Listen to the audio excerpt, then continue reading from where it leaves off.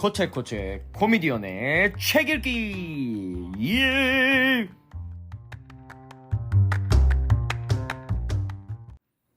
안녕하십니까. 9월 14일 목요일 여러분들 앞에 또 인사드립니다. 코미디언 김태우입니다. 예, 컴온.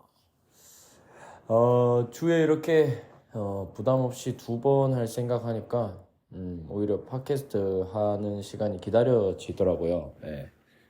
역시 사람은 이 꾸준한 마음가짐을 가질 수 있게 자기 자신을 잘 아는 게 진짜 중요한 것 같아요. 이 자기 자신을 잘 아는 걸 메타인지라고 하잖아요. 예.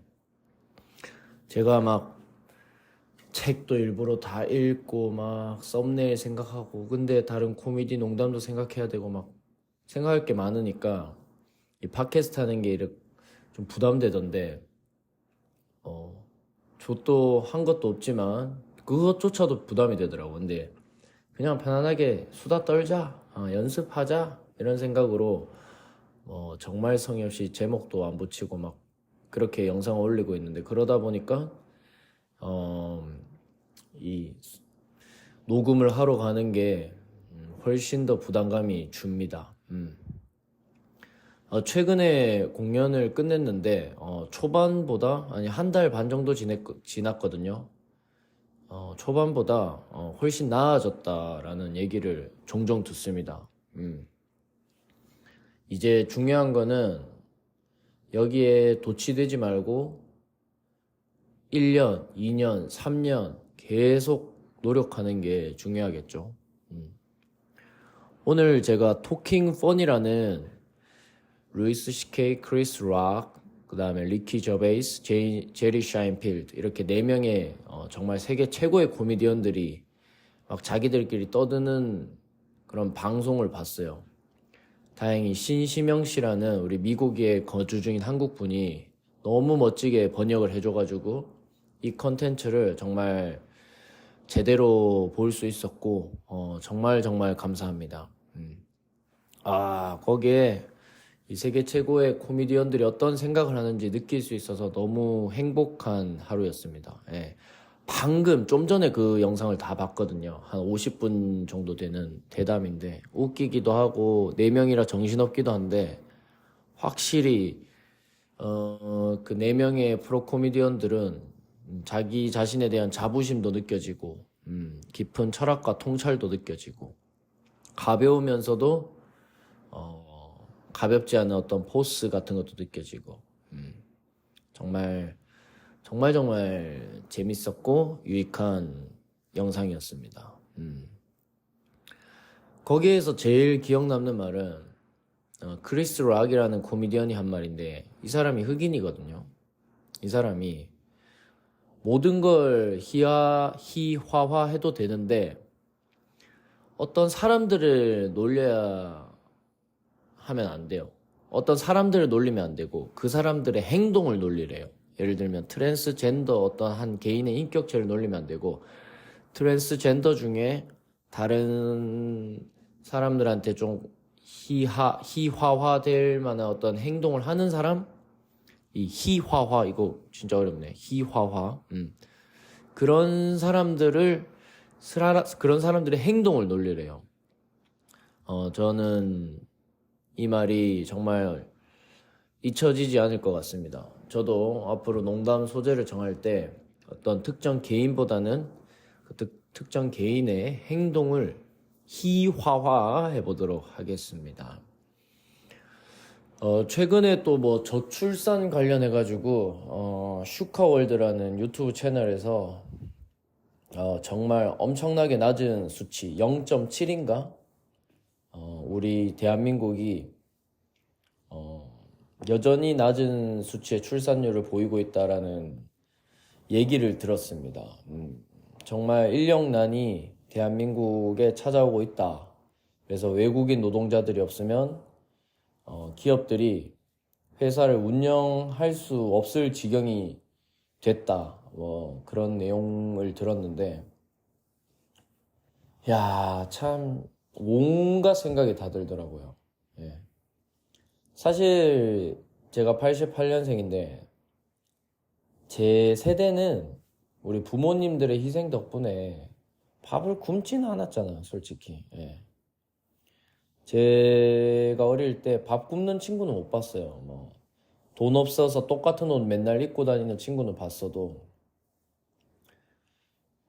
진짜 돈이 없어서 못 씻는 친구?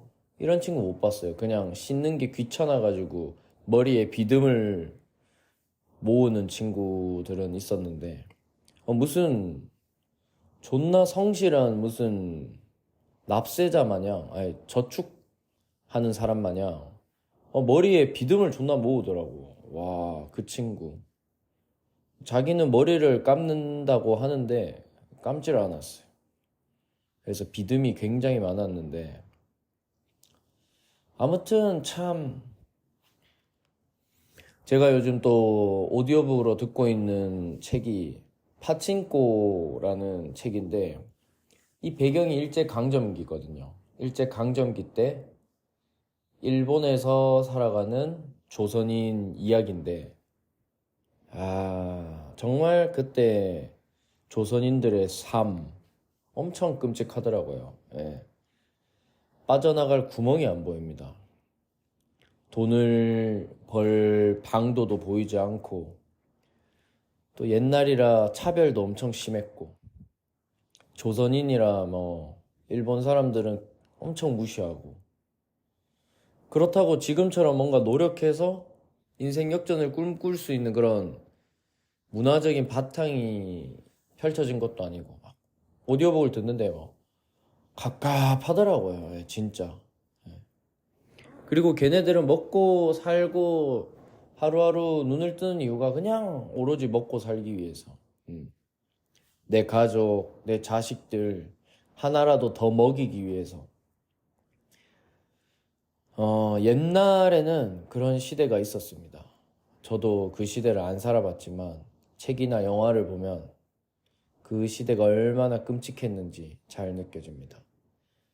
사실 안 살아봤지만 그 시대를 자주 생각해요. 예. 왜냐하면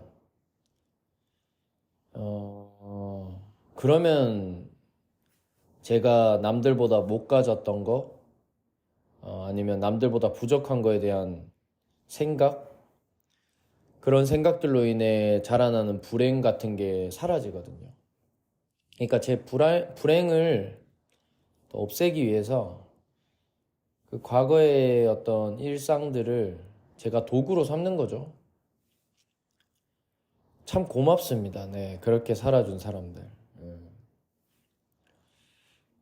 저희는 뭐 사실 먹고 살려고 눈 뜨기보단 그냥 최고의 스타, 남들보다 더 멋진 사람이 되기 위해 이제 눈을 뜨는 경우가 많죠. 최근에 일어난 칼부림 사건도 박탈감 때문에 벌어진 거라는 전문가들의 의견이 있던데, 뭐 그들의 의견에 대해서 뭐 옳다 그르다 뭐 그런 건 따지기 싫고, 저는 그런 박탈감을 이해합니다. 네. 저도 가끔 철없을 때는 막 내가 남들보다 가지지 못한 거, 그런 걸로 인한 박탈감과 상실감, 그리고 난 저렇게 될 수 없다는 무기력감 때문에 막 화가 나기도 했거든요. 제가 지금 근무하는 곳이 압구정 로데오인데 여기 뭐 어마어마한 사람들 많습니다. 예. 제가 평생 만약에 노동으로 일을 했다면 절대 살 수 없었을 그런 자동차, 빌딩 같은 주인들, 건물 소유주, 뭐 자동차 주인들 여기서 너무 쉽게 만납니다. 그런 사람들은 아예 애초부터 평범한 사람들과 삶이 다르겠죠. 그런 사람들 밑에서 태어난 자식들은 물론 또 우리랑 다를 거고 당연히 교육도 다르겠죠. 서울 와서 많이 느낍니다. 예. 갑자기 스탠드업 코미디언이 무슨 개 정치적인 얘기를 하냐고요? 나도 오늘따라 왜 이러는지 모르겠네. 아무튼 중요한 거는 다른 사람들 저는 신경 안 쓰려고 합니다. 예. 지금 제 차림새가 이 검정색 만 원 조금 넘는 이 바지, 제 와이프가 사준 바지인데 졸라 편해요. 거기에 아무 로고도 안 박혀 있는 회색 티셔츠를 입고 출근을 했는데, 이제 잠시 뒤면 이 흐름한 복장으로 압구정을 막 걸어 다니겠죠? 전혀 쪽팔리지 않아요. 왜냐? 난 코미디언으로서의 자부심이 있습니다. 제가 오로지 눈 뜨면 생각하는 것들은 어떻게 하면 사람들을 더 웃길까? 어떻게 하면 사람들 이 뇌리 속에 기억에 탁 박힐 농담을 짤 수 있을까? 그런 농담 뭐가 없을까? 저는 그 생각만 하느라 모르겠습니다. 다른 거는 별로 관심 없습니다. 오로지 말을 재밌게 잘하고 싶고 사람들을 웃기고 싶어요. 존나 재미없다 그죠? 네. 바로 폴리메스 책 오늘 마무리 한번 해보도록 하겠습니다. 사상은 노동 없이는 건강해질 수 없고 노동은 사상 없이는 행복해질 수 없다. 서로 분리된 채로는 무탈할 수 없다. 다시 한번, 사상은 노동 없이는 건강해질 수 없고 노동은 사상 없이는 행복해질 수 없다. 서로 분리된 채로는 무탈할 수 없다. 그냥 아무 생각 없이 노동을 하면 안 되는 것 같습니다. 네. 내가 이 노동을 하는 이유가 있어야 된다고 생각해요. 그리고 내가 어떤 사상, 어떤 바램을 가졌다면 거기에 따르는 응당한 노동이 필요합니다. 막 그냥 이론가들이 되면 안 돼요. 탁상 공론자들. 제가 제일 싫어하는 새끼들. 제가 이 코미디가 좋은 이유는 이 코미디는 어떤 신념과 사상이 있어야지 할 수 있거든요. 나는 사람을 즐겁게 해주고 싶습니다. 사회에 웃음이라는 어떤 긍정적인 면을 창조하는 사람이 되고 싶습니다. 이런 사상이 있어야 돼요. 그리고 이런 사상을 발전시키기 위해서 노동, 직접 공연이라는 노동을 해야 됩니다. 사람들 앞에 서고. 예. 저는 오늘 관객이 없을 것 같은 날에는 전단지도 돌려요. 저희 공연 보러 와주세요. 그러면 사람들 대부분 반응 어떻냐고요? 당연히 무시하죠. 예. 제가 지하철 역에 들어갈 때나 나올 때 막 전단지 돌리는 할머니들처럼 신경도 안 써요. 그 사람들 눈빛에 저는 안중이 없습니다. 근데 나는 솔직히 그 사람들 전단지 돌리면 억지로 좀 받아주긴 했는데, 근데 그런 사람도 많아요. 막 억지로 딱 받아주고 네 갈게요 했는데 누가 봐도 안 올 것 같은 목소리로 제가 8시에 공연 있고 이색 데이트로 많이 옵니다. 놀러 오세요. 그러면 네 갈게요. 누가 봐도 안 올 것 같아. 그냥 압구정 로데오를 다시는 안 올 것 같아. 예. 아무튼 제가 하고 싶은 말은 사상과 노동은 함께 성장해 가야 한다. 제발 집에서 책만 쳐보면서 말만 쳐시부리지 말고 제발 회사에 나가서 그냥 시키는 일 막무가내로 하지 마세요. 예. 내가 이 일을 왜 하는지, 그리고 나는 이 세상에서 어떤 사람이 될 것인지, 이 두 개가 함께 청취자들의 마음속에 있길 바랍니다. 모든 것이 불가분하게 연결되어 있다고 주장한 다빈치는 여러 학문에 대한 탄탄한 이해 없이는 어느 학문도 제대로 이해할 수 없다고 믿었다. 이 레오나르도 다빈치는 모든 것이 다 연결되어 있다고 믿었다고 해요. 그리고 여러 학문에 대한 탄탄한 이해 없이는 어느 학문도 제대로 이해할 수 없다고 믿었다고 합니다. 솔직히 저도 운동, 문학, 다양한 분야를 공부해봤는데 독서, 이 접점이 다 있어요. 어느 정도.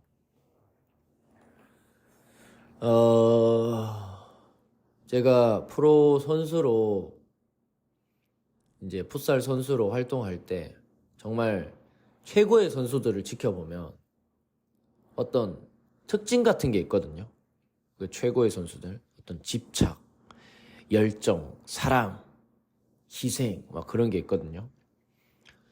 근데 다른 분야에서 또 최고라고 평가받는 사람들을 보잖아요. 비슷해요. 예. 서로 사랑하는 장르가 다를 뿐이지 그 태도는 되게 비슷해요. 예. 제가 한 가지 분야에만 전념하겠다고 결심한 이유도 마찬가지입니다. 여러 분야를 하다 보니까 한 분야의 대가들은 똑같은 태도로 자기의 분야를 사랑했구나.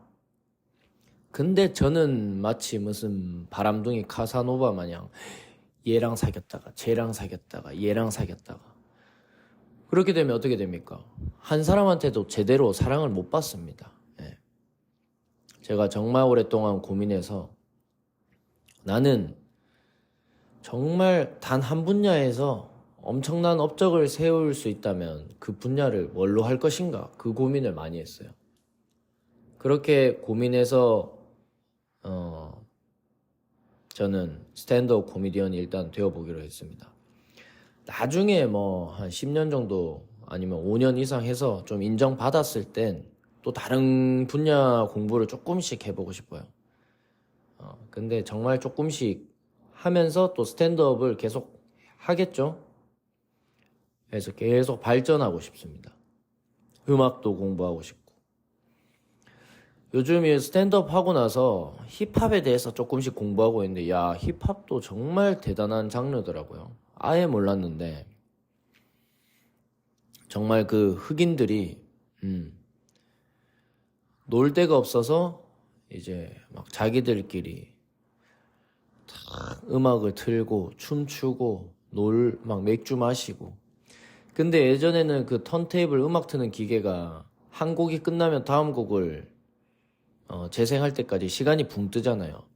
그 공백 기간 동안 춤추던 사람들 흥이 깨지는 걸 발견한 어떤 사람이 턴테이블 2개를 가져와가지고 이게 끝나려고 할 때 다른 음악을 재생시키는 거야. 그렇게 해서 탄생한 게 디제잉이라고 하더라고요.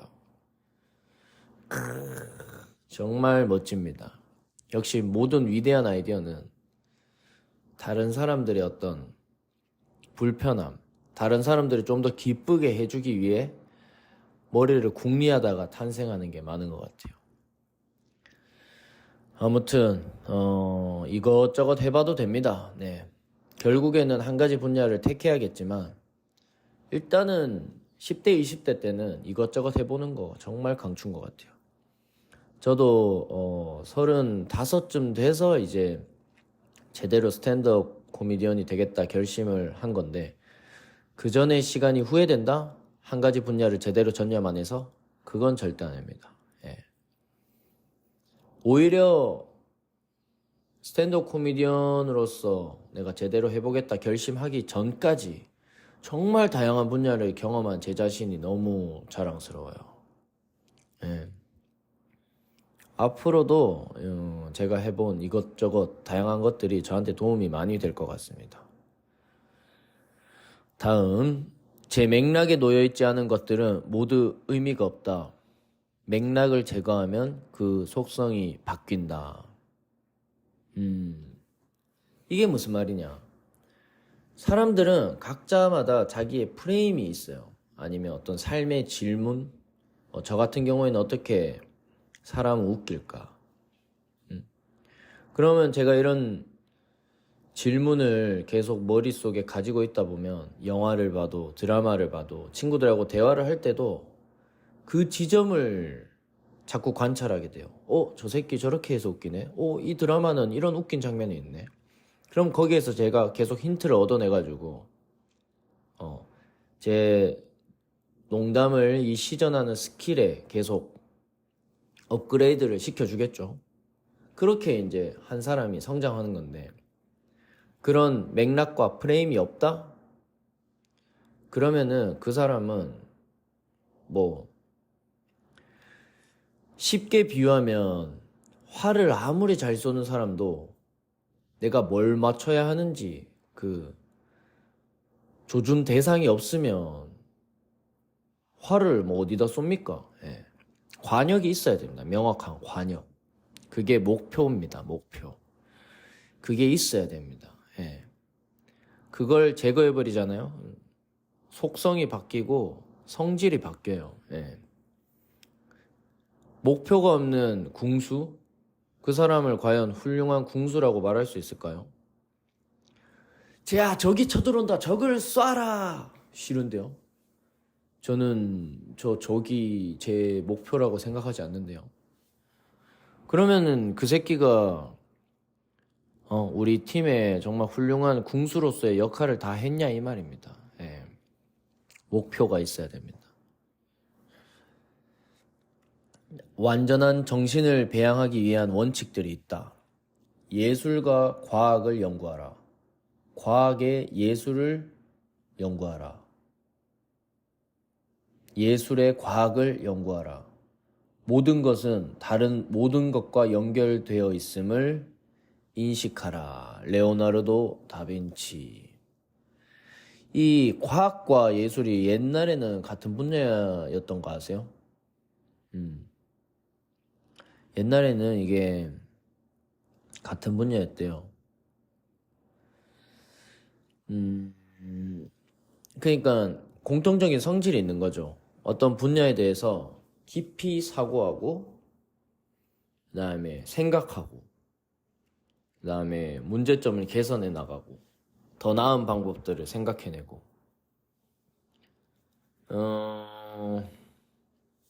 예술가들은 사실 예술에는 완성이 없어요. 다만 완성시키고 싶다라는 그 불가능한 욕망을 통해서 계속 앞으로 나아가는 사람입니다. 제가 뭐 그림 분야는 잘 모르지만 어떤 사람이 정말 누구보다 사진기와 똑같은 그림을 그리고 싶다. 계속 연습을 해요. 명암에 대해서 막 연구하고 해서 정말 사진 같은 그림을 그려냅니다. 그 사람은 근데 결국엔 사진보다 더 정확할 수 있을까요? 힘들겠죠. 사진은 그 현상 그 자체니까. 근데 진짜 사진 같은 그림 그리는 사람을 봤거든요. 너무 사진 같아요. 근데 그 사람은 어쨌든 사진보다는 정확하진 않을 겁니다. 그리고 시간도 훨씬 오래 걸렸을 거예요. 하지만 우리는 그 사람의 노력, 그 사람의 그 사진보다 더 사물을 잘 그려내겠다라는 욕망을 존중하고 존경하고 감탄합니다. 예술가들은 계속 발전을 해요. 스탠드업 코미디언들도 사람 웃기기 위해 계속 발전을 해요. 과학도 지금보다 더 나은 어떤 뭐라고 해야 되지? 지금보다 훨씬 더 나은 어떤 기술, 혁신을 과학적 혁신을 발견하기 위해 계속 실험합니다. 그런 측면에서 레오나르도 다빈치는 예술과 과학 함께 연구하라 이런 얘기를 했고, 모든 것은 다른 모든 것과 연결되어 있다. 이걸 인식하라 라고 얘기를 합니다. 다음, 교육은 여러 현상 사이의 숨은 연관성을 알아보는 능력을 길러주는 것이다. 바칠라프 하펠. 제가 사범대를 나왔는데, 막 과목이 다 나뉘어져 있잖아요. 미술, 체육, 과학, 수학.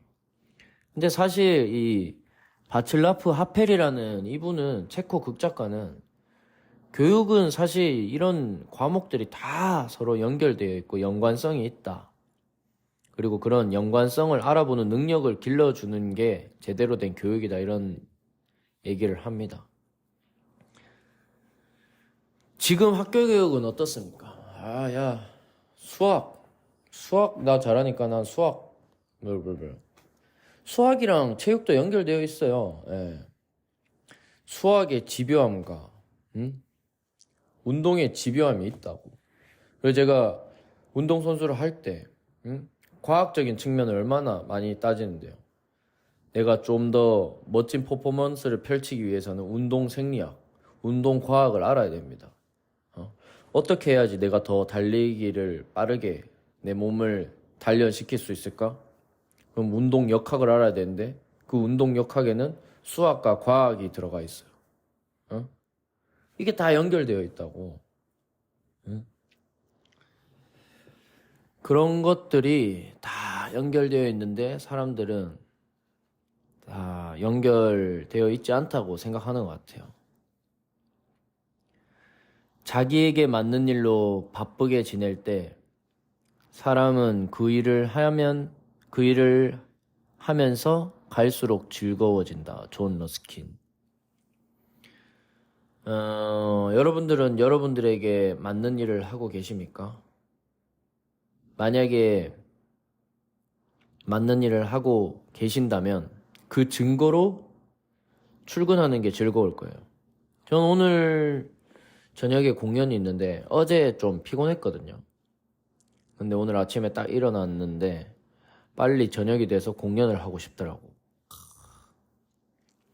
근데 공연한다고 늘 행복한 건 아니에요. 막 공연 분위기가 막 예를 들면 관객들한테 농담을 했는데 웃을 줄 알았는데 안 웃거나 막 분위기 싸우면 막 때려치고 싶고 또 피곤해서 자고 싶기도 하고 농담 생각을 그만하고 싶기도 하고 술 먹고 싶기도 하고 막 그럽니다.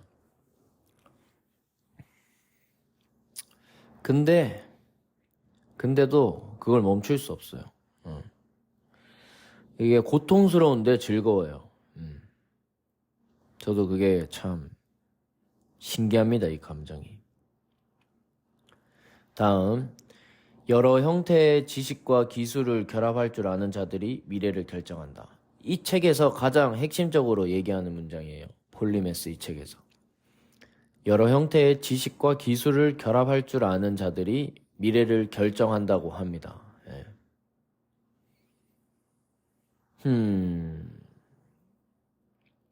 여러분들은 다양한 지식과 기술을 좀 결합할 만한 게 있습니까? 아니면 한 가지 분야만 했습니까? 예. 혹시나 내가 너무 한 가지 분야만 해가지고 너무 지겹고 뭘 하고 있는지 잘 모르겠다. 그런 분들은 다른 거 한번 해보세요. 기분 전환으로. 예. 그러면 자기 분야에 되게 도움이 될 만한 어떤 영감을 얻을 수도 있으니까. 네. 자, 마지막 문장입니다. 문제를 해결하려고 무리하게 애를 쓸 때 사람은 대체로 스트레스를 받아 기존의 습관대로 사고하게 됩니다.